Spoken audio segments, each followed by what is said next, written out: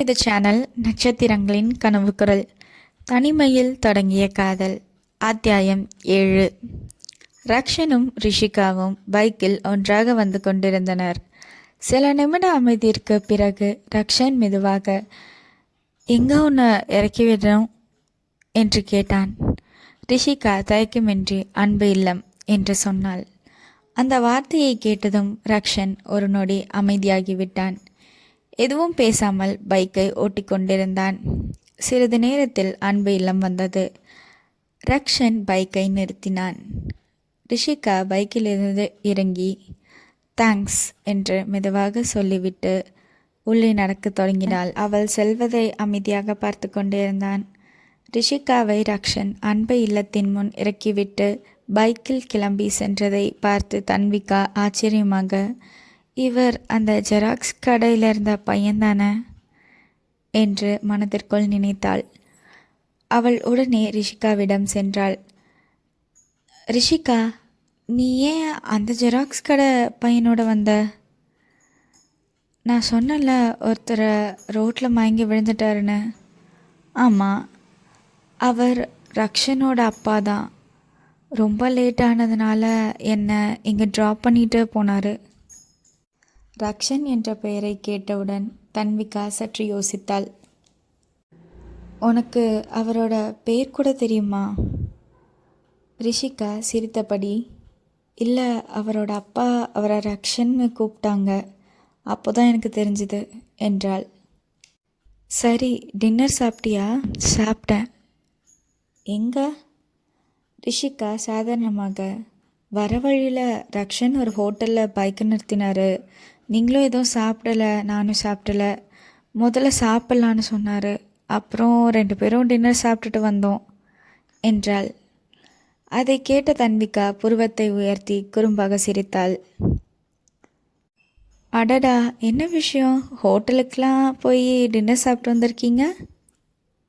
ரிஷிகா உடனே, ஏய், அப்படியே எதுவும் இல்லை, சும்மா உதவி பண்ணதுக்காக தான் என்று அவசரமாக சொன்னாள். சரி சரி, நான் எதுவும் சொல்லலை, ஆனால் உன் முகம் ஏதோ சொல்லுதே என்று சிரித்தாள். பிறகு நேரம் ஆகிவிட்டதை உணர்ந்த தன்விகா, சரி ரிஷிகா, ரொம்ப நேரமாச்சு, காலையில் சீக்கிரம் எழுந்திருக்கணும்ல, போய் தூங்கலாம் வா என்றாள். சரிடி என்று தலையசைத்த ரிஷிகா இருவரும் தங்களது அறைக்குள் சென்றனர். அன்றைய நாள் நடந்த சம்பவங்களை நினைத்தபடியே இருவரும் படுத்தனர். சில நிமிடங்களிலேயே தூக்கம் அவர்களை ஆட்கொண்டது. அன்பு இல்லம் முழுவதும் அமைதி நிலவியது. மறுநாள் காலை வகுப்பு வழக்கம் போல் நடைபெற்று கொண்டிருந்தது. சிறிது நேரத்தில் வகுப்பு முடிந்ததும் மாணவர்கள் அனைவரும் பேசிக்கொண்டும் சிரித்து கொண்டும் தங்களதுக்கு பிடித்தமான இடங்களுக்கு சென்றனர். தன்விகா ரிஷிகாவை பார்த்து, ரிஷிகா, கேன்டீன் போலாமா என்று கேட்டாள். ரிஷிகா மெதுவாக, இல்லை தன்வி, எனக்கு கொஞ்சம் வேலை இருக்குது, நீ போயிட்டு வா என்றாள். சரி, சீக்கிரம் வந்துடுறேன் என்று சொல்லிவிட்டு தன்வி கேன்டீனை நோக்கி நடந்தாள். அப்போது வகுப்பறையில் ரிஷிகா மட்டும் தனியாக அமர்ந்திருந்தாள். அந்த நேரத்தில் அர்ஜுனின் பார்வை ரிஷிகாவின் மீது விழுந்தது. தனியா இருக்காளா என்று மனதிற்குள் நினைத்தவன் உதட்டில் ஒரு மெல்லிய புன்னகையுடன் அவளை நோக்கி நடக்கத் தொடங்கினான். ரிஷிகா தனியாக அமர்ந்து புத்தகத்தை பார்த்து கொண்டிருந்தாள். அந்த நேரத்தில் அர்ஜுன் அவள் மேஜையின் அருகே வந்து நின்றான். ஹாய். ரிஷிகா நிமிர்ந்து பார்த்தாள். ஹாய், நான் அர்ஜுன். ரிஷிகா மரியாதையாக புன்னகையிட்டு, ஹாய், நான் ரிஷிகா. சிறிது நேரம் அமைதியாக நின்றுவிட்டு, உன்கிட்ட ஒரு விஷயம் கேட்கலாமா? கேளுங்க. உன்னோட டேட் ஆஃப் பர்த் என்ன? ரிஷிகா புருவத்தை சுரக்கி, எதுக்கு திடீர்னு என் டேட் ஆஃப் பர்த்? அர்ஜுன் புன்னகைத்தபடி, சும்மா தான் தெரிஞ்சுக்கணும்னு கேட்டேன். ரிஷிகா ஒரு நொடி யோசித்து விட்டு தன் பிறந்த தேதியை கூறினாள். அர்ஜுனும் ரிஷிகாவும் பேசிக்கொண்டிருந்த நேரத்தில் கேன்டீனிலிருந்து தன்விகா வகுப்பறைக்குள் வந்தாள். ரிஷிகாவுடன் அர்ஜுன் பேசிக்கொண்டிருப்பதை பார்த்ததும் அவள் ஆச்சரியப்பட்டாள். மெதுவாக அவர்களிடம் வந்து நின்றாள். தன்விகா, ரிஷிகா திரும்பி பார்த்தாள். ஹே தன்வி, வந்துட்டியா? அர்ஜுன் தன்விகாவை பார்த்து புன்னகைத்தான். ஹாய்.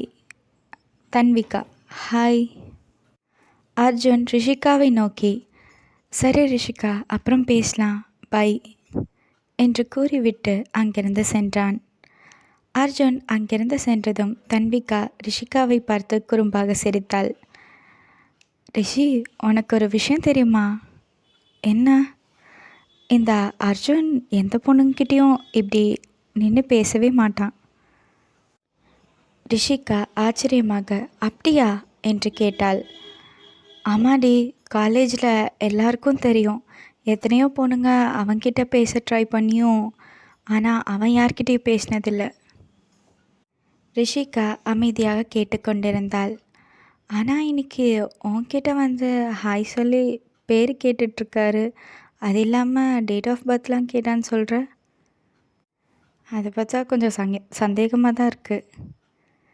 ரிஷிகா சிரித்தபடி, அட போடி, சும்மா பேசணுன்னு பேசாத. அவன் சும்மா தான் பேசினான், அதுக்கு நீயே ஒரு கதை கட்டாத. தன்விகா அதற்கு, நாளாக கதை கட்டல, ஆனால் ஏதோ ஆரம்பம் மாதிரி தெரியுது என்று கண் சிமிட்டி கிண்டலாக சொன்னாள். இந்த மாதிரி தொடர்ந்து நம்ம சேனலில் இன்ட்ரெஸ்டிங் எபிசோட்ஸ் பார்க்கணும் அப்படின்னா நம்மளோட சேனலை லைக் பண்ணி, ஷேர் பண்ணி, சப்ஸ்கிரைப் பண்ணி, பக்கத்தில் இருக்க பெல் ஐக்கானை கிளிக் பண்ணிக்கோங்க. கதை பற்றியான கருத்துக்களை மறக்காமல் கமெண்ட் பாக்ஸில் சொல்லிட்டு போங்க. அப்போ தான் அடுத்தடுத்த எபிசோட்ஸ் பண்ணுறதுக்கு எங்களுக்கு மோட்டிவேஷனாக இருக்கும். தேங்க்யூ ஃபார் வாட்சிங்.